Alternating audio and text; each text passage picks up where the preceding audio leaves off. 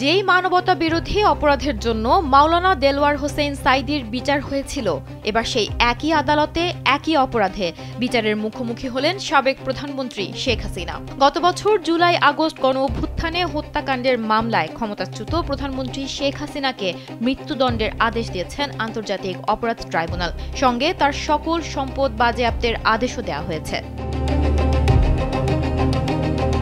2010 সালের 29 জুন স্বাধীনতা যুদ্ধে মানবতা বিরোধী অপরাধের দায়ে গ্রেপ্তার হয়েছিলেন মাওলানা দেলওয়ার হোসেন সাঈদী। শুরুতে তাকে ধর্মীয় অনুভূতিতে আঘাত হানার অভিযোগে গ্রেপ্তার করা হলেও পরে মানবতা বিরোধী অপরাধের মামলায় অভিযুক্ত করা হয়। পরে 2013 সালের 28 ফেব্রুয়ারি সাঈদীর বিরুদ্ধে মৃত্যুদণ্ডের রায় দেন আন্তর্জাতিক অপরাধ ট্রাইব্যুনাল। জীবন অবাক না করলে কে করবে? 28% মিল্ক ফ্যাটের অবাক করার সাথে ফ্রেশ মিল্ক পাউডার। জীবন অবাক করুক প্রতিদিন। পরে এই রায়ের বিরুদ্ধে আপিলের প্রেক্ষিতে আপিল বিভাগ সাঈদীর আমৃত্যু কারাদণ্ড প্রদান করেন।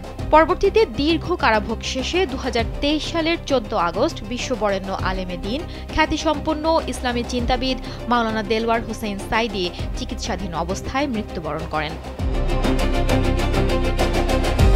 তবে আন্তর্জাতিক অপরাধ ট্রাইব্যুনালে দেলওয়ার হোসেন সাঈদীকে যেদিন মৃত্যুদণ্ড দেয়া হয়, সেদিন তিনি কান্নাজড়িত কণ্ঠে বিচারকদের উদ্দেশ্যে বলেছিলেন, তিনি দেলওয়ার হোসেন সাঈদী 56,000 বর্গমাইলের এ বাংলাদেশের প্রতিটি জেলা উপজেলার আপামর জনগণের অতি পরিচিত মুখ তিনি।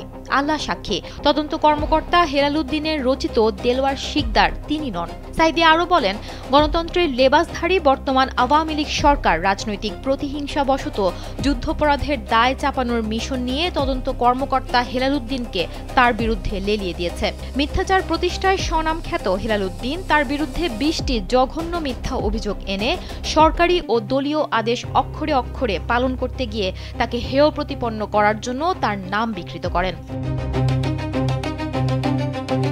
ব্যাপক জনপ্রিয় এই ইসলামী আলোচক বলেছিলেন, এই আদালতের অসহায় এক নির্দোষ আসামি তিনি। রাজনৈতিক প্রতিহিংসা পূরণে ক্ষমতার জোরে তার প্রতি যদি জুলুম করা হয়, তাহলে আজকের দুর্দান্ত প্রতাপশালী ব্যক্তিরা যারা একজন নির্দোষ ব্যক্তিকে আদর্শিক কারণে প্রতিহিংসা পরায়ণ হয়ে জুলুম করছে, তারা দ্বিতীয় পর্বের বিচারের দিন অর্থাৎ কিয়ামতের দিন নিঃসন্দেহে আসামি হবে।